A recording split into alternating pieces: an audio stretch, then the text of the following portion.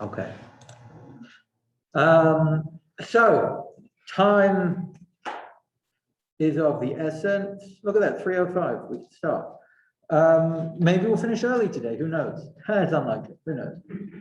So we're going to prepare.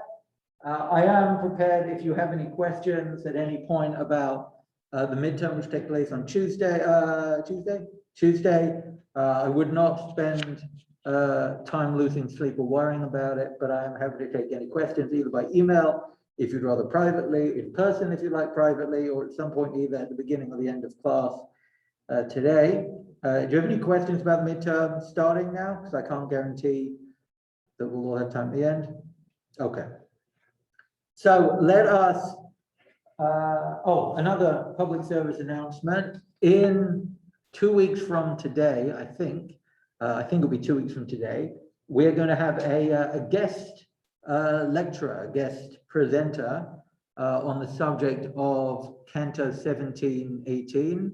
We'll probably do that on Zoom. Are you laughing because that's going to be in 2 weeks and we're still on Canto 3? Is that why you're laughing? I was wondering if Dante himself is going to come. Well, at this rate, he might. So we'll see. But, you know, I could pull that off probably, fool you. So this is going to be, so in 2 weeks we'll be on Zoom, even though it's going to be Thursday, so that the guest speaker doesn't have to schlep uptown and that it's a more, I guess, equitable, egalitarian environment for them to meet people for the first time and speak to them. So that'll be in a couple of weeks. And there may be a connection to Purim, although Purim obviously will have passed by then. So that'll be in a couple of weeks. That was just a little announcement. Otherwise, let's think about what we did last time, where we're going on today. We finished. We're not going to do everything we did last time, but where we finished. We were the end of which canto? Canto 7, where we had been transitioning from circle 4 to circle 5.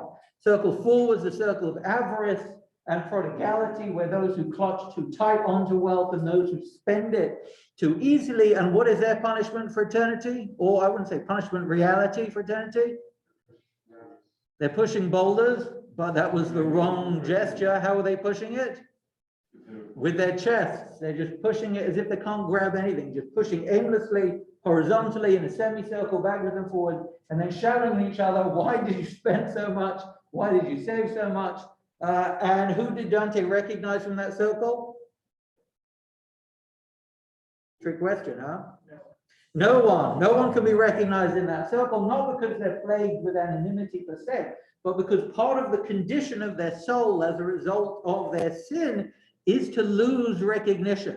The figure who stands at the front of that circle, circle 4, was Plutus, who stood up and said, Pape, Pape, Satan Aleppo, kind of just said this strange, to us probably sounds Italian, but it's just meaningless gibberish, again, because the sin that occupies that space is defined by corrupting human faculties, rational faculties. So that was circle 4. We got into circle 5 in the middle of Canto 7, and this is where we finish, is where Dante and Virgil come down the hill and they see a riverbank, but it is no ordinary riverbank. What is in the river? People. What are they doing? Bathing, floating, reading newspapers like in the Dead Sea. What are they doing?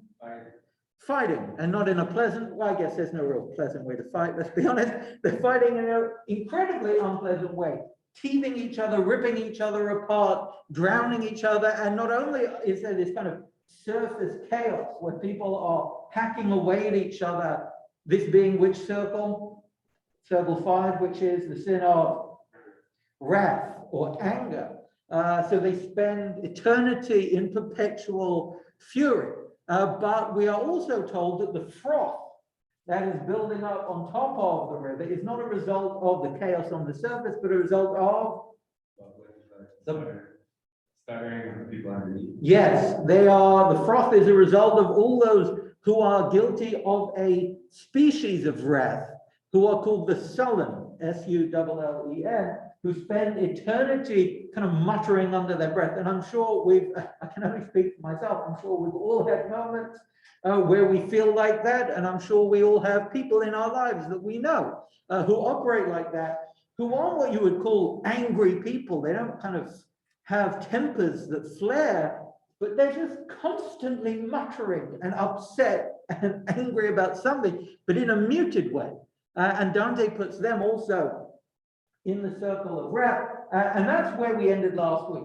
So we have this very strange boundary being broken, where in the same canto, he sees a new circle before we get to the end. There is a myth that has grown up around the gap between 7 and 8, that actually there's a 6-year gap in the writing on Dante's part, that this was the moment that essentially he was sent into exile, and there was 6 years from when he first reaches the banks of wrath before he starts writing about who he meets there and what happens there. So who does he meet on the boat as it comes through all those people who get burrowed over by this boat on the river of wrath? What river is it? The river Styx. And who meets him? It could be you've read the name and you just don't know how to say it. Is that possible? Say again? Charon is who meets him on the Acheron right at the start. Essentially a different figure on a different boat, different fee as well to get on. This is Phlegeus.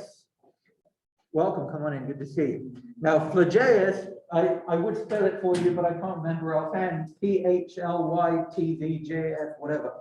Phlegeus was another classical figure who was cited in the Aeneid, written by Virgil, in Phoebe, and elsewhere. And he was punished for eternity in ancient myth as well, punished in different ways. What was his crime, Phlegeus? Phlegeus had his daughter killed by Apollo, King Apollo, God Apollo. So in response, he set one of Apollo's temples on fire, which led to the destruction of the temple and collateral damage and people's harm as well. So he was taken down to what was called Hades in classical literature. In one version, in the Aeneid, he is punished by walking around Hades, telling everybody to respect the gods, because he burned down a temple and ended up in Hades. The other version in Phoebe has him in a stone cage, starving to death, watching an eternal feast.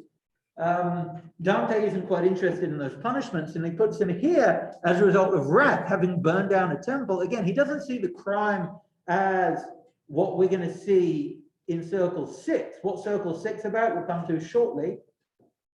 Is a question? Yeah.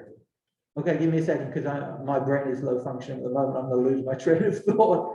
So heresy we will come to, and in theory, you could throw Phlegeus for heresy for burning down the temple. But again, it's all about intent. And the way Dante sees this is his crime, his sin, was one of wrath. He wasn't that interested in burning down temples. That wasn't a practice or a particular cause of his. He was in a state of fury. And that's why he is this overlord over the river of wrath and Sulla, and the river Styx, the 5th circle of hell. I should note that he is described in the classical sources as dying by being shot by arrows.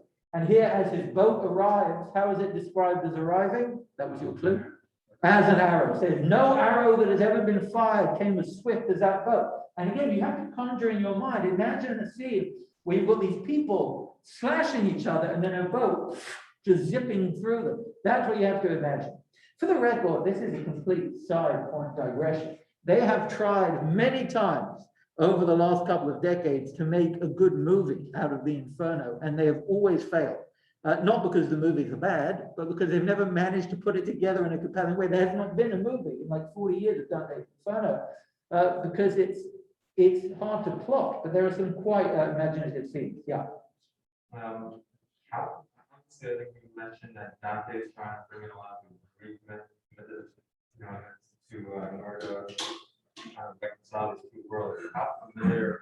You mentioned like also in heresy talks about the Furies, which are all these very Greek mythologies. Did people know what he was talking about? A very Christian, non-pagan world. It's a good question. It seems kind of heretical for a Christian. Yeah, that's exactly what's so radical about Dante. And to some degree, the reason for his success is because he is a synthesizer and he draws on all this material. Do we assume they were like deeply familiar? Not always. In fact, we mentioned right at the beginning of Canto 1, when Virgil pops up, he says he's got a hoarse throat. Some of the readings is because no one was reading Virgil, so he kind of had this hoarse throat. So it's possible that people weren't familiar, but I would probably wager that if you take the average YU student and you say, are you familiar with Greek myth, with Virgil? You could say, are you familiar with the Aeneid? They would say, with the what? Right? But then if you said, have you heard of Medusa? They'd probably say, yeah, is that the snake one that you look at and you turn to stone? Because it kind of is in popular imagination as well. So the assumption is that there may be some basic familiarity, but yeah, not like deep fluency. Yeah. Just for context, when Dante wrote this, were most of the people in Italy that were reading this book, were they familiar with Virgil and his poems? Or was that just kind of like came out of left field this character? So they were, it was certainly on the syllabus. They were not deeply familiar with it. But if we want to talk about like the church itself, the church understood this material, and we noted this was maybe in the second or third session that we had, that there was a whole movement to kind of try to synthesize Aristotelian thought, classical learning into Christian revealed truth. And Dante was right at the edge of that, where it starts to decline. And he really came in, as we noted, like at the perfect moment, where it was right at the crest of all the research that had come together, right before it was broken down again. So they were familiar, but again, we have to assume not as familiar as he was, or as they could have been.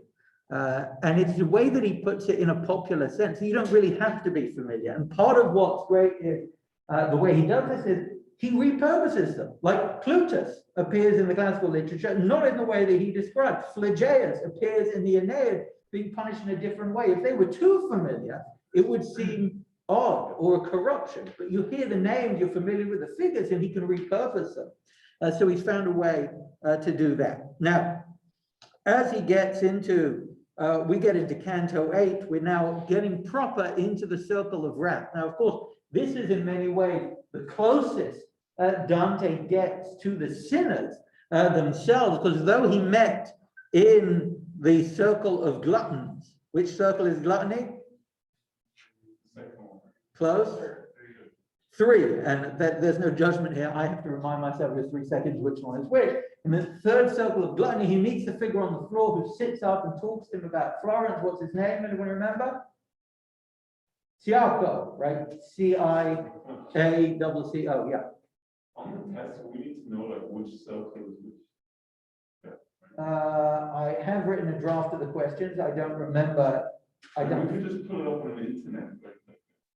What, the test? I should just put up on. No, I mean the way it's circle. Meaning if it's open notes. Correct, meaning it doesn't matter, right? It's open notes, so I wouldn't worry too much about it.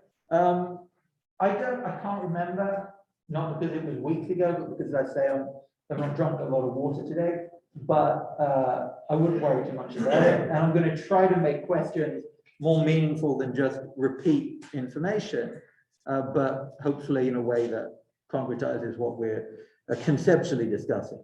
So he entered the circle. Oh, he spoke to Ciacco in gluttony, but those, oh, I'll you guys in here to see. But in, okay, that just looks kind of odd. Well, I'll deal with that in a minute. So Ciacco is at a distance on the floor, kind of talking to him, and then falls back. But in this circle of wrath, as he's on the boat with Virgil and Phlegeus, a figure grabs him, actually tries to grab him, and then that's a moment where you imagine Dante is filled with fear, as it's described in the canto, that he's going to get dragged under. Now, this is an impression of William Blake, you see here, of the wrathful and the sullen at the bottom, the wrathful at the top. If you had the full image here, you'd see the guys on the top punching each other in the face, the guys on the bottom kind of bobbling up to the top. But I guess the question, before we get to his experience in this circle, his concept of this sin, and as an aside I'll mention now as well, this is a course in Dante's moral philosophy. I know it sounds like, did he just have a mental break while he's introducing that? You could study Dante in Italian literature.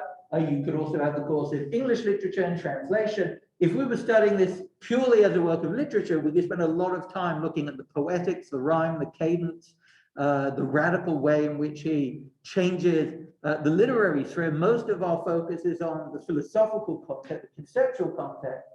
So obviously this is not comprehensive. I invite you, if you have a literary interest, to put focus on that as well. So conceptually, his experience in the circle of wrath tells us something about what he thinks about the vice of wrath. So in Jewish thought, take a break for a second. Anger, good or bad? How can you say that? I'm kidding. Anger, good or bad? What do you say? Bad. Bad. Everybody agree? Anyone disagree? Everybody think anger good?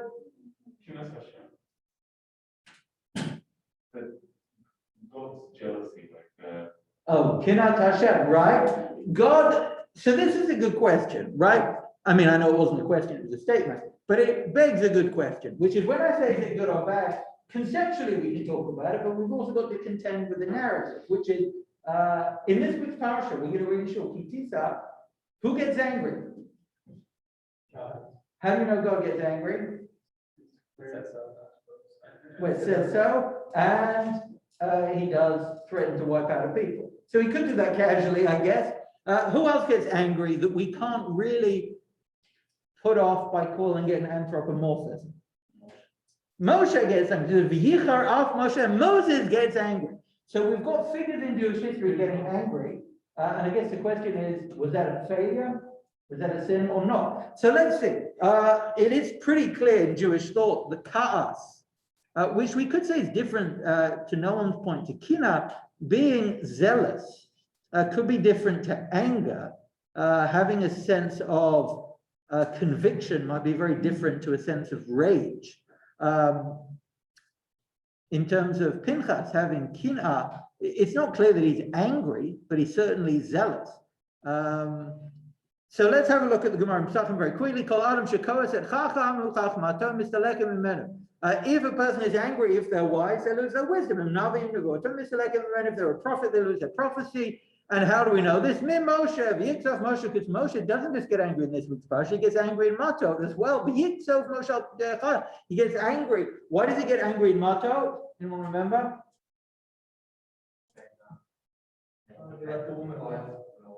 Right, in Midian, they didn't complete the massacre to the extent Moshe wanted, which is a separate question in itself. Why does Moshe get angry that they didn't conduct genocide to the extreme? That'll obviously be a question we could ask in a separate context. I guess when we get to violence, we can ask that question when we get to that circle. But for now, Moshe gets angry because they didn't follow through, and it turns out that he forgets something that Elazar has to jump in and say. So it's clear from the sages, from Chazal, from Jewish tradition, anger is damaging to the person. You lose your wisdom, you lose your prophecy, and I could have thrown up 15 texts. In fact, I had 3 or 4 different Gemaras up here, and I thought, you'll get the point, why do I need to read them all? So it seems that it's bad. And it looks on the face like it's bad in Dante too, because after all, there is this circle of wrath. This is a version of Dante with Virgil next to Phlegeus.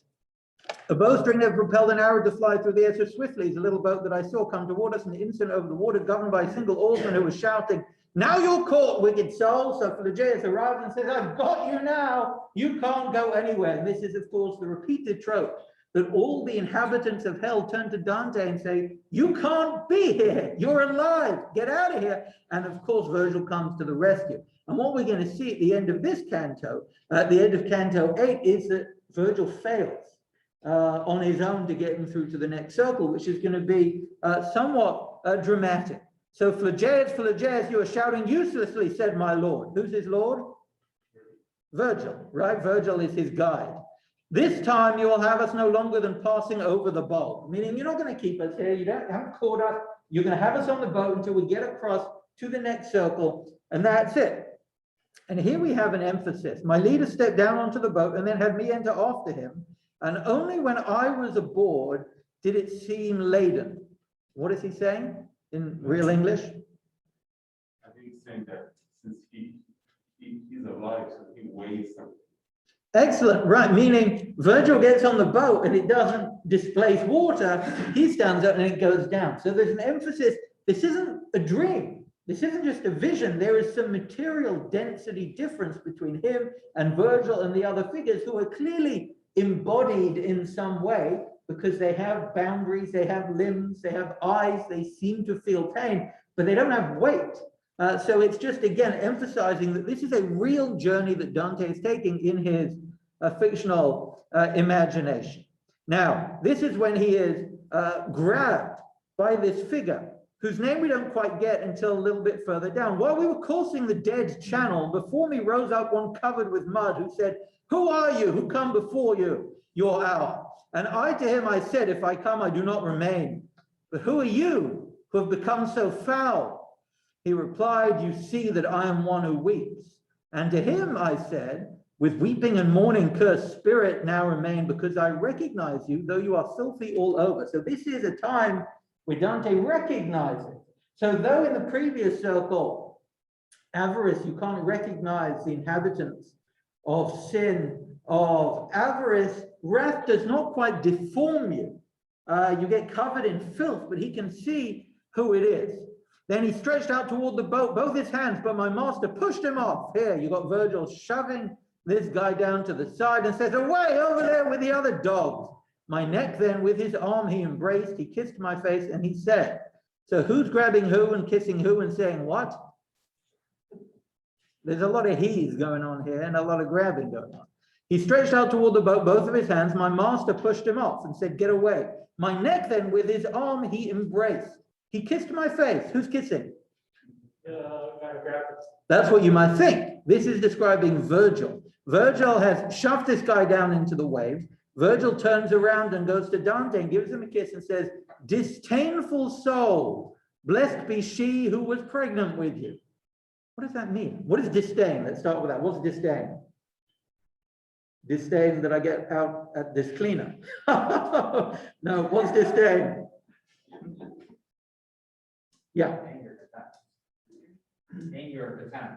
Yeah, disdain is contempt, anger. And in the circle of wrath, Virgil is turning to Dante and saying, "Disdainful soul," meaning angry soul. "Blessed be the woman who was pregnant with you," meaning blessed be your mother. This is a way of saying, "Bless you, my child."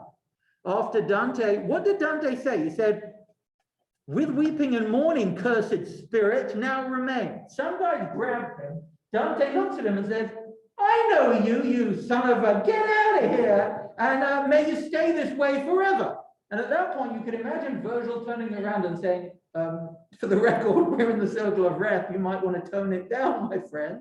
But he turns around and says, "Disdainful soul, blessed be your mother." Seems to be praised for that disdainful reaction. And then listen to the way Dante continued. "In the world, he was a person filled with pride. There is no act of goodness to adorn his memory. Therefore, his shade is so furious." Virgil is describing why this figure who jumped up on the boat to grab him, whose name we still don't have, is in such pain. "How many consider themselves great kings up above, who here will be like pigs in the mire, leaving behind horrible dispraise of themselves." People up on earth who are full of pride and think they have rights to be angry and contemptful end up here down in the bog, in the mud, with the other dogs, like a pig in the mire. And Dante says, so I said, "Master," and again, Dante doesn't turn around and kind of tone it down and say, "Okay, let me get a hold of myself." He says, "Master, much would I desire to see him ducked in this broth before we leave the lake." So what is he saying? What would he like to see? More torture. Yes, could we please just like hold his head under the water for a while? It's such an odd way to say, "I want to see this guy suffer." And to me, he said, "Don't worry, before the shore lets itself be seen, you will be satisfied. It is fitting that such a desire be fulfilled." At which point we're thinking, this is incredibly odd. Dante in the circle of wrath is angry, disdainful with this guy, doesn't shut it down after Virgil tells him why this guy is suffering. In fact, he says, "Now that you've mentioned how bad he was, can we please just like drown him? I'd love to do that." And Virgil doesn't say, "You really need to chill out." He says, "Don't worry, my friend, before we get to the end, all will be good. You'll get your chance." So what does Dante seem to be endorsing here? Hatred towards evil. Hatred towards evil. Is it hatred? Because it doesn't just seem hatred. He wants to act on this, right? So, and he's called disdainful. So yeah, it does seem to be endorsing anger. So there's got to be some way we can resolve the fact that these people are drowning in a mire for their wrath, and Dante is being endorsed and praised for his anger in response. Now, just to finish off this little bit, a little later I saw, so he now says, oh, by the way, Virgil was right, I did get my desire, because a little while later I saw him torn apart by those muddy people in such a way that I still praise God and thank him for it. Says, oh, now you have to imagine your worst enemy on earth, and I'm sure many of us are in a stage of life or a place of life where, please God, we don't really have enemy. But think back to a time in life when you were a little kid and you had this guy who bothered you in school, whatever it was. And not obviously you want to see that happen to them now. But at the time, I imagine there were moments in life when we just wanted somebody else to get harmed because it seemed so cruel and so mean. How can they be that way? It's unjust. And here we've got Dante saying, I want to drown him, please let me drown him. I think of him all the time, he drives me mad. This is not an abstract guy he recognizes off the news. This seems to be a guy he has a personal animus for, so there is a hatred here. He says, I want to see him drown.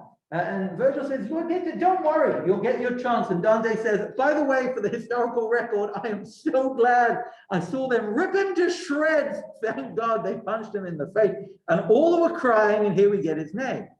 At Filippo Argente. They all said, hey guys, let's get Argento. And I'm sure you've seen this as well, whether it's in movies or, you know, just high school, when they say everyone pile on this guy. That's what's happening here. Everybody at Filippo Argente, and the wild Florentine spirit turned on himself with his teeth. Everybody went mad. There we left him, and I tell no more of him, for my ears were now struck by a shrieking that made me open my eyes, intent on what lay ahead. He's saying, and then suddenly, what shrieks did he hear that made him open his eyes? It could be the fruit, but it's something in front. He's saying, I'm now done with that. I hear screaming. If you think this is bad, this mire with the dogs and the pigs ripping each other to shreds, I heard screaming so intense that my attention was taken away. Scholars debate why Dante is so angry with this Filippo. Some suggest, anyone know some of the suggestions? Some suggest that after Dante was exiled from Florence, Filippo took his brother's house. And this is, if you want a comparison, after Jews were kicked out of areas of Germany and then family moved into their house and just took over this big mansion, refused to give it back. That's the kind of relationship Dante has with this guy. And if you could put a face on that, if you think about the cruelty of taking advantage of somebody else's loss and suffering and pain, exploiting them, that's what Dante has in this personal case. Not because he just feels wronged, but he feels there was a wrong. It was unjust. And this is where we have a middle ground. Let's finish off, I guess. And I, master, already, this is what Dante says at the end of this canto. Already I discern its mosque there, clearly within the moat, as red as if they had just come out of the fire. So he's looking ahead at the end of the river Styx. He now sees the shoreline, and he sees essentially a fortress with what he calls mosques or turrets at the top. There is a hint here. They're called mosques. Anyone know where Muhammad is for Dante? Give you a clue. Somewhere down there. Further down. We had Saladin, we had Averroes. It's not because of his faith, but because of his behavior that Dante puts him down there. Heresy. Not in heresy. Down further when it comes to violence. But what we'll see, there is an insinuation here that maybe that's why mosques are glowing red here on the boundary of what is the city of Dis, which is where the violent and the treacherous are punished. Again, it's not for his confessional faith, not for his Islam. We had Muslims in limbo up with Aristotle who were there for their greatness. It's more for his behavior that he's down there, and we'll come to see that. Again, that may seem bad. And again, if I were not in Yeshiva University, but in Midrasa University, and I said that, I might worry for my safety, depending on which one I'm in. But Jews don't even feature here. It's not like we're all in paradise. We're not in here. And there's a lot of discussion why Dante doesn't really deal with Jews. And to some degree, which Jews were there that he could have referred to that had enough famous renown to get spoken about? Obviously the Old Testament ones, the Hebrew Bible, but since then, No. So Maimonides could have got a mention, but he doesn't get a mention at all. So it is worth pondering, yeah. Thought he mentioned Abraham and Bethlehem. Yeah, so you're right, those are Jews, but for him, they're also Christian, pre-Christian prophets. So you're right, there are Jews who are Moshe and others who are in paradise, but I think we can make a distinction between Israelites, let's say, and modern Jews in his conception. Now, so either way, Dante, again, the central tension we have here is that he's in the circle of wrath. He expresses anger, and it doesn't just get endorsed because he shows us him as a pilgrim being angry, but he has his guide who knows better telling him, good on you. He then gets his wish by seeing his enemy torn to shreds. So what are we to do with this? And it turns out that what Dante is positioning for us is a middle ground again. And this is the Aristotelian mean, where we saw in the circle of avarice, he has avarice and prodigality as opposites and middle ground needed. Here he says, wrath is a problem, sullenness is a problem, but there are times when it is virtuous to be angry. This is quoted in the name of Aquinas, of course. When people have nice quotes, it tends not to be the original quote. I'll give you the original quote in a minute, but this is what Aquinas is quoted to have written. He who is not angry when there is just cause for anger is immoral. Why? Because anger looks to the good of justice. And if you can live amid injustice without anger, you are immoral as well as unjust. That sounds reasonable? Well, yeah, I mean, this is just the original quote in the Summa Theologica, where he says, if one is angry in accordance with right reason, one's anger is deserving of praise. Sorry if that's not legible, which is precisely how Dante operates. This is how he looks at this guy, and he says, get out of here. He's angry with this guy. And Virgil says, may you be praised. You shall be blessed. He says, I want to see him suffer. He needs to pay. And Virgil again says, you'll get your wish. And then we told he got his wish, and he says, and I thank God. And this is not seen as vengeful or improper or immoral or depraved or wrathful or sullen. It's seen as what we could call righteous indignation or righteous anger, which is seen to be endorsed by Aquinas. Not just endorsed as a concession, like it's understandable if you got angry, but good, if you didn't get angry, there would be a problem. What do you think? Good, bad, indifferent, Jewish thought, something to say on this? Yeah, we'll go around, yeah. I'm not sure. I'm not sure if like righteous indignation is a Jewish idea. Because it is, are we supposed to like, someone does something bad, you're supposed to get angry at them. You're just supposed to be pretending to be angry. Because on the inside, you're not actually angry at them. You're just doing it for the sake of like thinking that you're angry so they'll improve their behavior. Okay. Yeah. Fascinating, possibly. Other thoughts?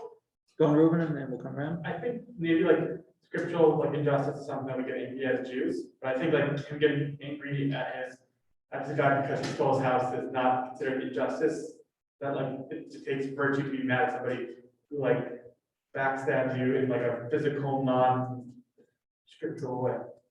So what would be a case of injustice that you could get angry about? Like injustice, like somebody's doing injustice in society or whatever, and you get angry at that. Like not to be complicit in like. And would you say that stealing my house is not a societal injustice just because it's It's a personal? personal, like it's personal. What if I saw somebody else stealing somebody else's house? Would that be I could get angry about? I hear, but I don't think it's about that. I mean, for him, it seems more my house. You stole my life, like like somebody steals business from me. So it's interesting. I think maybe we have a little saving grace in that it was his brother's house. So maybe it's less personal, but it's still family. Yeah, look, I think you're right that there is an intuitive difference between how would you feel if there's someone else's house? How personal is this? And I think if we are to read this in a way that makes sense for Dante, we'd have to suggest that Virgil's endorsement suggests that he is not acting in a personal capacity, but in the sense that I know you're that rascal that has betrayed societal contracts. That's got to be the way we read this. Yeah. And so obviously, we all know that sometimes the trust is like a desire, but on the other hand, Solovitch had a piece where he criticizes Christianity. He said in Christianity, they're obsessed with love, and love saves everything. So weak. Yeah, no, but he says Go. that first of all, sometimes that idea can become twisted, like, some use that to justify all sorts of terrible things. And he said, like, in the elders, we appreciate all the emotions, like, even hatred, like, towards our mother, like hatred directed. Oh, Rabbi Soloveitchik, you know about Mayor Soloveitchik? No, Rabbi Joseph Soloveitchik. Just checking, yeah, carry on. And the one about Avelis.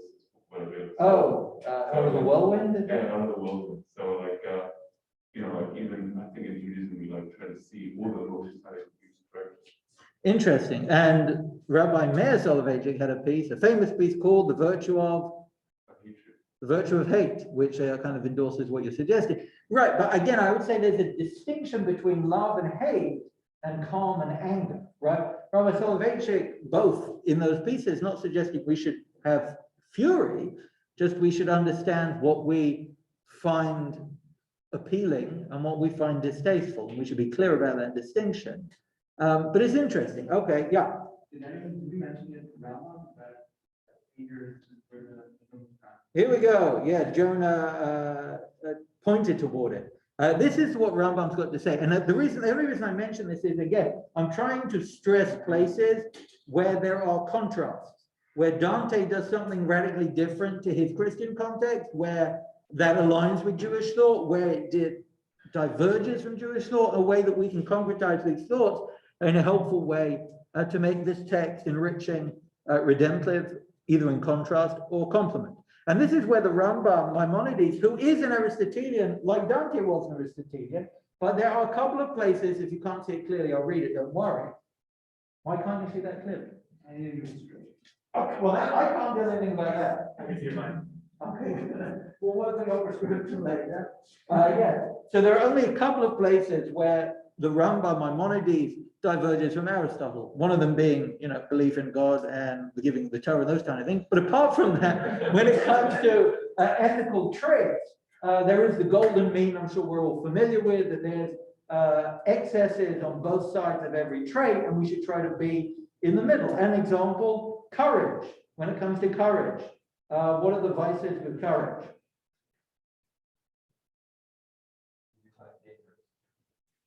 Arrogance.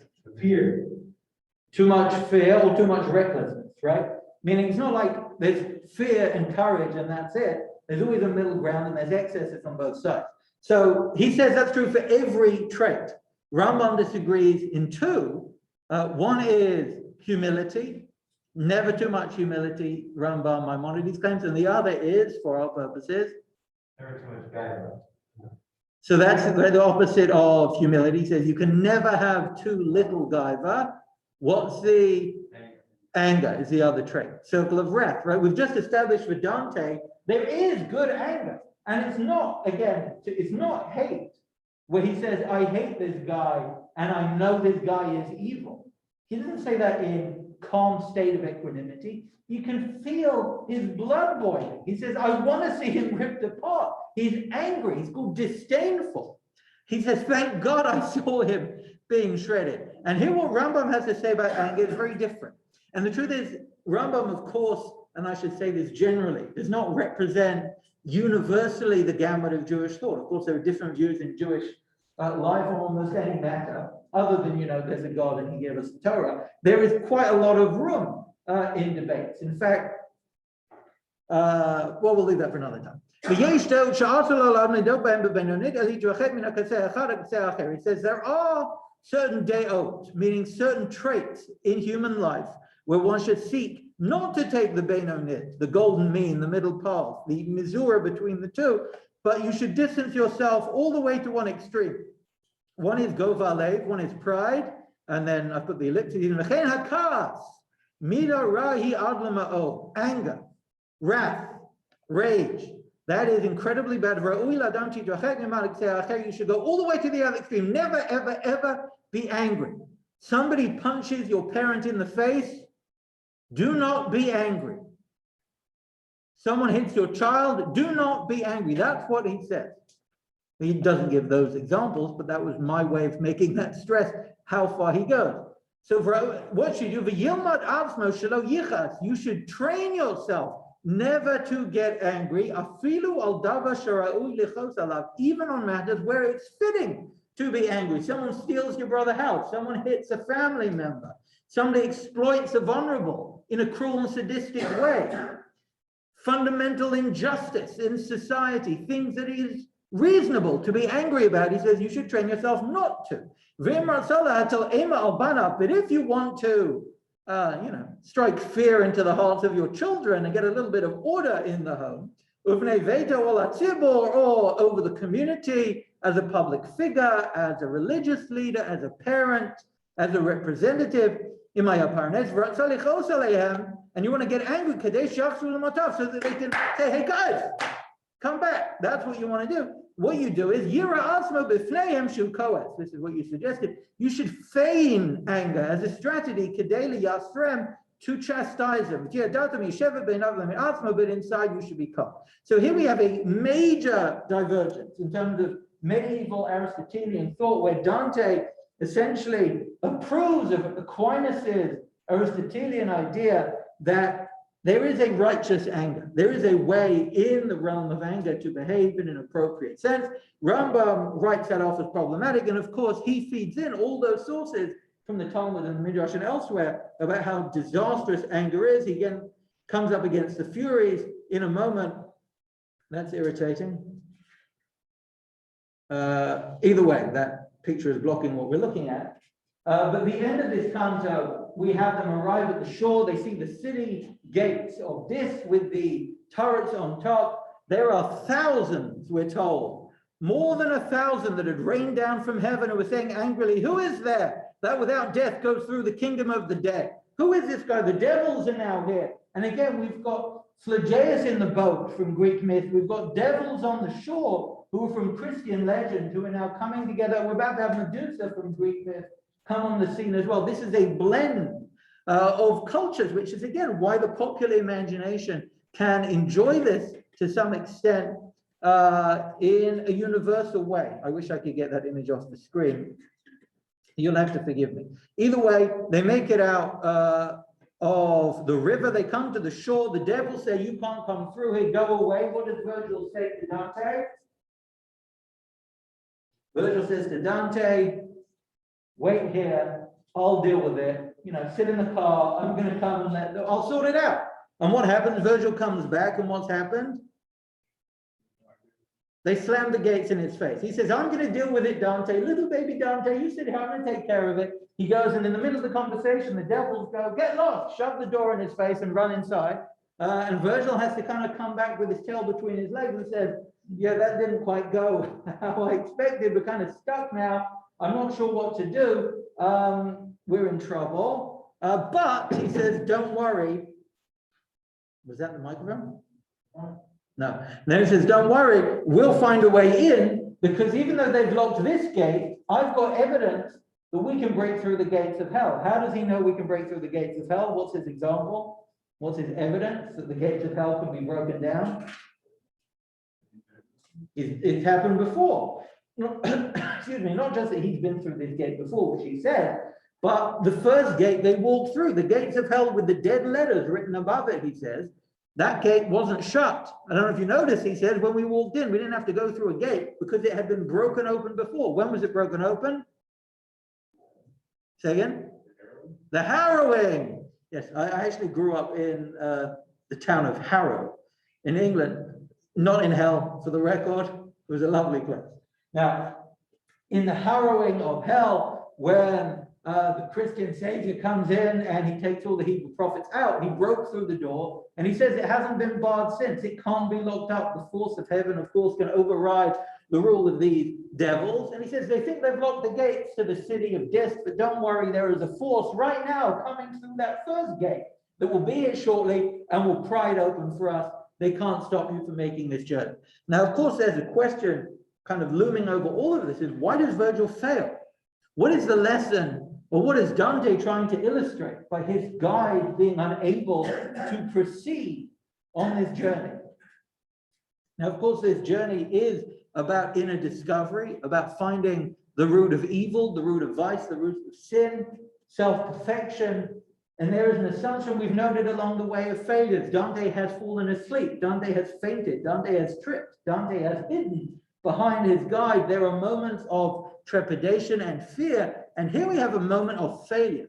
And it's not Dante's failure, it's the failure of his guide, where Dante starts to lose confidence in his guide. And of course, this is illustrating one more obstacle along the route to self-perfection is a failure of confidence. Not just that you're terrified about what you've discovered in yourself, that you aren't confident that you can complete this journey without corrupting the self, that maybe you want to turn away, which is something we'll come to quite importantly in a moment. Canto 9, we're going to blast through this. He enters, well, we'll get to heresy shortly. Most of Canto 9 could be described as suspense, where they are on the edge of the gate of hell. They're awaiting, they meet Medusa, who's this lovely figure with the snake hair, looks at you and turns to stone. But we have this angel that arrives on the scene, blasts the devils out the way, cracks the gate open and says, you can go through, don't worry about these horrible devils. Dante and Virgil make their way into the gates, and they see here a field in the circle 6, which is dedicated to heresy, and they see a field, a plateau that is full of open graves. All their covers were lifted, he said, and from them came forth laments so grievous that they surely seemed those of wretches suffering within. And I said, Master, who are these people buried within these arks who make themselves heard with anguished sighs? And he said to me, they are the chiefs of heresies, with their followers of every sect, and much more than you believe are the tombs laden. Meaning, this is in, if I were to tell you now, how many, proportionally, how much of humanity would you say is heretical? 50%. 50%? Any raise on 50? That's like what you consider heresy. Yeah, that's a good question. Meaning, if you consider heresy not believing in the Jewish version of God, 50% seems like a good number. Problem says it's okay for foreign to believe in Islam. Yeah, Islam, there's a suggestion Christianity is a problem for us, but not a problem for them. So 50% probably isn't bad if you've got half the world population is basically Christian and Islam. So 50%. What about if you went back 600 years? How many people on earth in the known world, let's say, to the Westerners, were identified as Christian or Islamic? 95. Yeah, quite a high number. So if you were to say, okay, how many people are heretical? Probably a few. That nutcase in the pub every night who stands up and says, "There's no God, give me more beer." That guy's probably there. And he says, yes, trust me. You've got a lot of people here who confess faith, meaning they say, I belong to this church or I belong to this faith, but there are many more than you would believe. Like with like is buried here, and the monuments are more and less hot. And when he has turned to the right, we pass between the torments. And this is an important point. There are only two times in the whole of hell, as Dante goes on this journey, that he turns to the right. One is later in Inferno 17, when the topography only has one option. So this is really unique. This is the only time in the Inferno, when he enters the sixth circle to heresy, that he turns right and enters into the city of Dis. There has been much discussed as to why that's the case. The note, I think, in the version of the Inferno that you have suggests that this is a pushback against Virgil's version in the Aeneid, book 6, where he goes on the journey down to hell and he turns left to avoid going in to the city of Dis. And here Dante suggests that if you want to get to the core of self-perfection, you need to behold all evil. So you need to turn right and go in. Yeah. Why was it that Virgil couldn't get into this? He chose not to because it was too evil to behold, essentially. And here Dante's claim is that we need to see all evil. Now we've only got a few minutes. Rabbi, Yes. was Dante modeling after like Korach, that they were all like buried in the ground? Okay, that's fascinating. Maybe that's why we'll come to why they buried in the ground. We'll actually come to some other versions of those inverted in the ground we'll come to, which makes this look like a bit of a summer holiday. They're in the ground, but the roof's open and it's a little bit warm. But we're going to come to people whose head is stuck in the ground while their feet burn in the sky, people who are frozen in blocks of ice. Yeah, there's certainly a lot of association there with falling down. So that's a well taken point. Now, why particularly this circle, heresy, we'll come to. So this, who are the main sect of heretics that are found in here for Dante? Who does he say the main sect? Epicureans. In Jewish thought, do we know anything about Epicureans? Yeah, what do we call heretics in Jewish thought? Well, there are different names. You can call them a min. I mean, I wouldn't make a habit out of calling anybody anything, but there are different terms. Min, Epicurus is one. What does Epicurus refer to, strictly speaking? Say again? Okay, you're saying a definition of it, or? In Jewish law, if the Gemara says an Epicurus, not if you walk down the street, someone calls you an Epicurus, because nowadays we call most people that for most things. But what does it technically refer to? Someone who doesn't believe in God. Someone who doesn't believe in God? Someone who doesn't believe in Torah. Someone who doesn't believe in Torah? Rambam defines it. The Rambam defines it. Let's see, we'll go on. This is what Epicurus himself declared, essentially, it's in paraphrase, he didn't speak English, but this was, if you talk about Epicureanism, this is essentially the central tenet. Death does not concern us at all. Do not think about death one way or other, because as long as we're here, we're not dead. And once we're dead, we're not around anyway, so it doesn't matter. So essentially that, and why is that so problematic? There's no afterlife. Right, because our thought is, you're right, once I'm dead, I'm not here anymore, but we do believe we're somewhere. And the suggestion of Epicurus says, there's no afterlife, there's nothing. When the body dies, the soul dies, and he does believe in a soul, because in ancient thought, the soul was just the animating force in a body, which obviously something exists when you're alive that doesn't when you're dead. And the assumption is that force dissipates when you die. That's the way Epicurus understood life. This is one consequence of that. This is just a graphic of Epicurus, if you're concerned. Justice is a convention to prevent one person from harming another, meaning there's no real point in justice. Do what you can, get away with, I don't know, there's a clever turn of phrase that I can't remember right now. Do what right you can and what wrong you can get away with, or something. That's essentially the claim here. Yeah. Is that different to like nihilism or similar? Nihilism is a little later in terms of an intellectual movement, but they're certainly connected. There's no purpose. He might claim there are purposes to achieve happiness. Like Epicurus would say, there's no point to justice per se, but the only point is to make life more peaceful, because there is purpose in being happy. Whereas nihilists would say, what's the point of being happy? Don't you be happy? Just like, there's no point, I can't believe I exist. Well, he's saying, enjoy existence. There is something to get here. We can come to nihilism later. Now, as he enters, we have again, and it's worth pointing out, there are key moments in every circle, with the exception of one so far, where he meets people.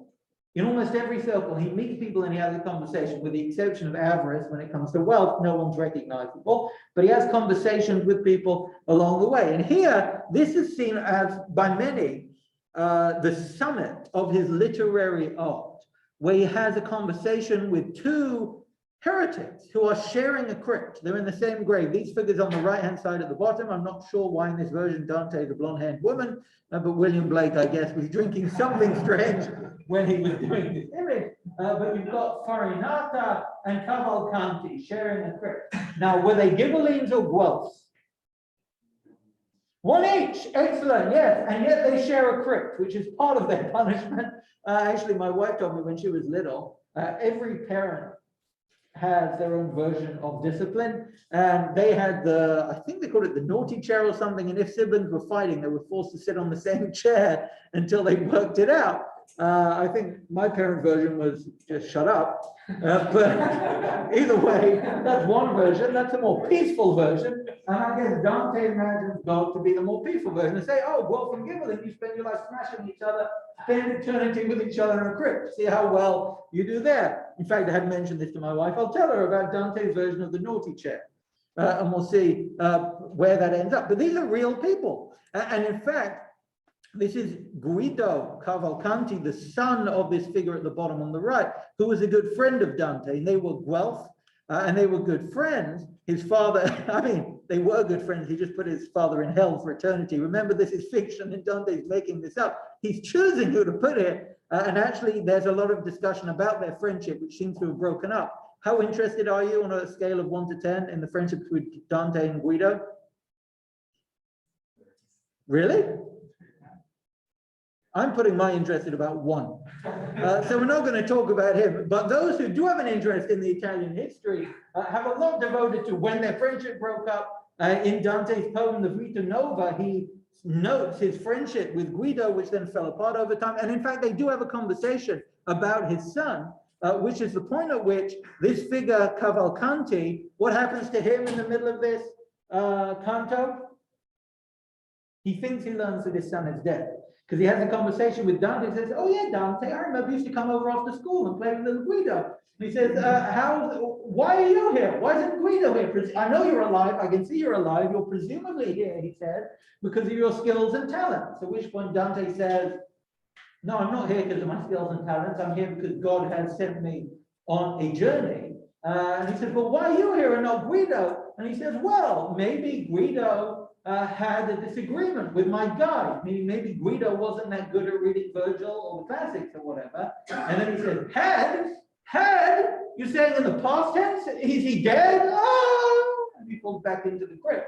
And he says, no, that was the past pluperfect. He's not actually dead. I'm just saying maybe he had, but he's still around. Either way, they never got to finish the conversation.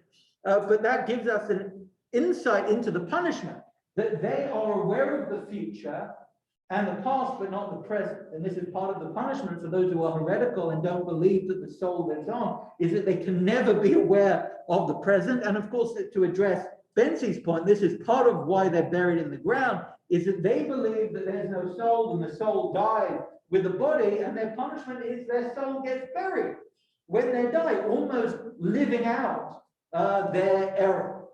Now, that's just his conversation with Cavalcanti. He, of course, has this conversation with Farinata, who was a real guy. There is a statue in Florence outside the city hall dedicated to Farinata, who was an important figure among the Ghibellines originally, who was killed. And this is actually one of the figures that early, right at the beginning, when Dante is in the circle of gluttons and he has that conversation with Sacco, and he says to Ciacco, what about the good guys? Are they here? Where are they in Florence? For example, Farinata, he was part of the Ghibellines. We weren't on the same side, but he was driven by care for Florence and his city and his people. At which point Ciacco says, you are crazy. Those are black souls. They're even further down. And here he gets to meet the guy he asked about, Farinata. Now, we don't have a huge amount of time to delve into all of this. Either way, I just wanted to note, Apicorus, I guess it's important just for general trivia background. Apicorus does have an association with Epicureanism, but there is a different Aramaic Hebrew root of the term, being not kofa, but you don't own anything. It's hefkerut, to kind of like irreverence, just kind of throwing things away. And this is the way that Klein dictionary just has Epicurean / atheist. The Jasper that goes into more detail. Can you see any of this in this room? A little bit. I'll show it to you. He says, how do you translate Apicorus? 1, irreverent of authority, or religion, skeptic, heretic. It's a general term, and this is how he defines it. He says, the peculiar form, peculiar meaning specific, not strange, but this particular form also has meaning assigned to our word, found a ready support in its phonetic coincidence with Epicurus, the philosopher. Meaning, when we say Epicurus, that wasn't the Jewish way to refer to someone who shared beliefs with Epicurus. It happened to coincide with Epicurus, meaning he just hefker, he does nothing counts, he doesn't revere anything. Happens to be that it coincides with Epicurus. It was kind of taken as a loose word. But when Chazal used the term Epicurus, they're not referring to Epicureanism in particular. And in fact, you mentioned the Mishnah Sanhedrin says, who doesn't get who doesn't get Olam Haba? One says, Ein Tchiyat HaMeidim Min HaTorah ve'ein Torah Min HaShamayim v'Apikoros. So it seems to be a specific idea. Having said that, the Gemara on that Mishnah doesn't say it's got anything to do with belief per se. What is an Apikoros? So someone says to you, In rabbinic thought, what is the definition of an apikoros? This is what the Gemara says. Hamavaza Talmid Chacham, or Hamavaza Chavero B'fnei Talmid Chacham.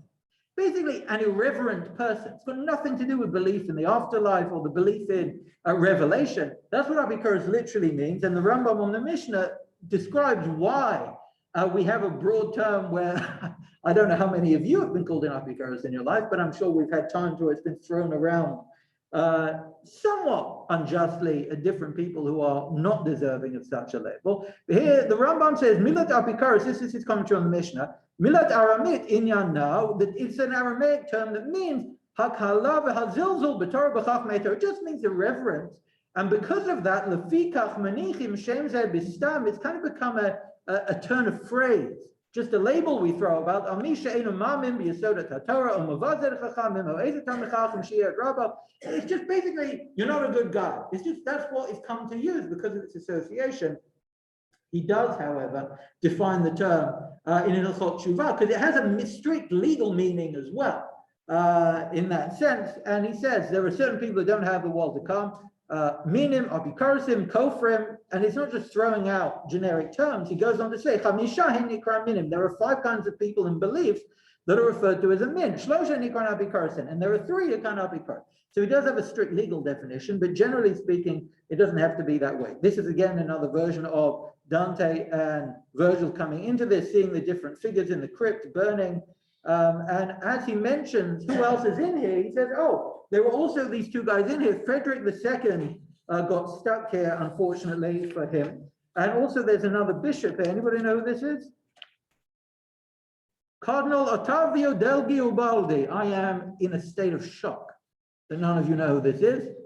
Either way, apparently he once remarked that he was so devoted to the war against the Guelphs that he said that if I had a soul, I gave it to the Ghibellines, meaning that, I put my life into it. And for that remark, he is now spending eternity burning with the heretics. And it's worth pointing out that we'll see at the beginning of the next canto, there's a pope in here. So it's not restricted to kind of the base, craven, depraved commoners. There are serious figures who are stuck here. Now, this figure on your screen, we've only got 8 minutes, so we're going to go very quickly. This is Gustav Doré's version of Farinata coming out of the grave. And this is the moment for literary critics, which is most central. Some of you may have heard of Erich Auerbach. Anybody heard of Erich Auerbach? In the context of literary criticism, no judgment if you haven't. Anybody not heard of Erich Auerbach? Okay, excellent. So he's a central literary critic, wrote this work called Mimesis, written in the 1950s. And he has a famous opening chapter called Odysseus' Scar, taken from a scene where he compares the Odyssey to the binding of Isaac. And this actually, talking about being called an apikoros, I had a copy of Mimesis on my dorm shelf when I lived in Morg. And my roommate at the time, when he said, what are you reading? So I was reading it for class. And I explained, oh, there's a chapter here that compares the literary style of Homer's Odyssey and Genesis, a biblical text. He said, oh, don't tell me about it. I don't want to hear anything about it. I don't want to hear anything about it. I said, well, it's really interesting. He says, it's, you're an apikoros. I said, okay, have a good day. I'll see you this evening. We share a room. But yeah, of course, he then said, all right, tell me about it. He said, you know what? No, don't tell me about it. I don't want to know anything about this. So feel free to plug up your ears if you're not interested.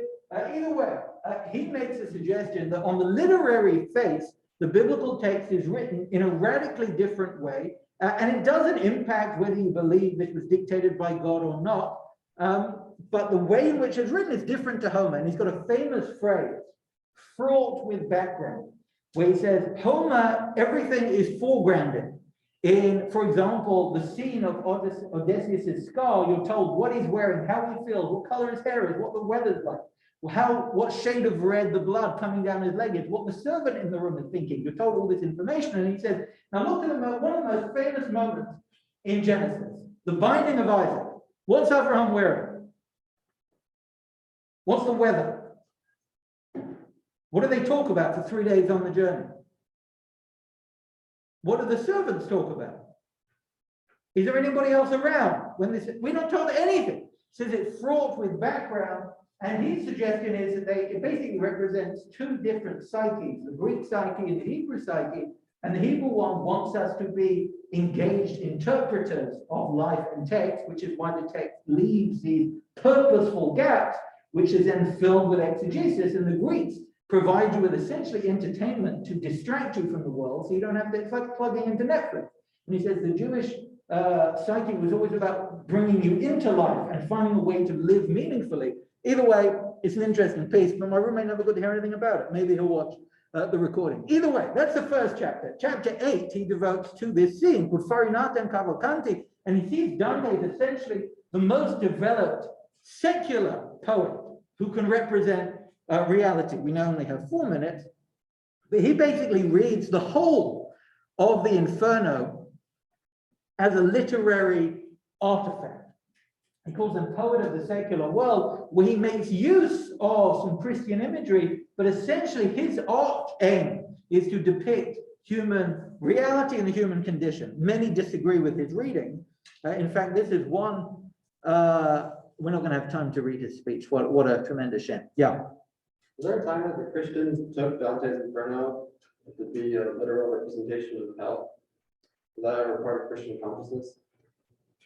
Okay, those are two different questions. Was it part of Christian consciousness? I imagine yes. I feel like this is something that's like true. It's a difficult question to answer for a number of reasons. Number one is, well, I wasn't there. That's the most basic reason why I can't answer it. But did they think it was true? Let me ask you a question. Did the Greeks believe that their myths were true? I think so. Like they believed there was a 7-headed snake and there was a god. But like the common people, they kind of believe in that stuff. Right? And if you were to corner them and say, you really believe that there are these magical gods on a mountain, and if you climbed up, you would see them, what would they say? So I think the word, I don't know the answer to that. It's quite possible they did all believe it. As I said, the basic problem is I wasn't there. But if I'm trying to just extrapolate from reason and experience, there's a book by somebody called Paul Veyne, Veyne, where he says, did the Greeks believe their myth? And it's a book dedicated to the way he suggests you can operate in the world as if something is true, even though in reasonable, factual, historical terms, you don't believe it happened. So do Christians believe Dante's version is true? I mean, do they think this is really when you die, this is what happened factually? I don't know. But do they operate like it's true in their consciousness? That's why I said it's a different question. Yeah, I mean, in many ways, this has kind of weighed over the human imagination since it was written. How long ago was this written, the Inferno? Excellent, 700 years. In fact, September 13th this year is 700 years since Dante died.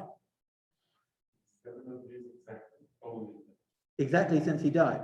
Yeah. So, and it also happens to be 700 years since this was published, 1321. He finished the work and then he died of some sort of disease on the way back from Rome, having been betrayed by a pope. Now, there is something, all right, we're just going to have to admit that when you laughed about us not getting to Inferno 17 in 2 weeks, that you may have been onto something. We'll see. 2 things I want to say before we stop. Number one, the question we're going to address at the beginning of next time is how you're feeling and are you ready for the midterm?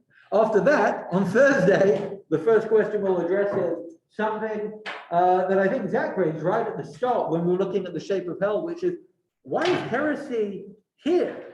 Why is heresy with the sins of incontinence? If you remember, we'll get up to 11 in a moment where he basically describes the divisions of hell. Why is heresy, which is ordinarily seen as a sin of the intellect, not stuck down with treachery against God, as opposed to up here with those who can't control their need for wealth and power and food?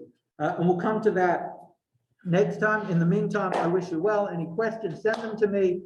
Otherwise, have a wonderful Shabbos. Shabbos. Shabbos, thank you. Keep well. Thank you. Shabbos. Good Shabbos. Thank you very much. Thank you. Good Shabbos, good Shabbos. Keep well. 9:30? Yep. See you then.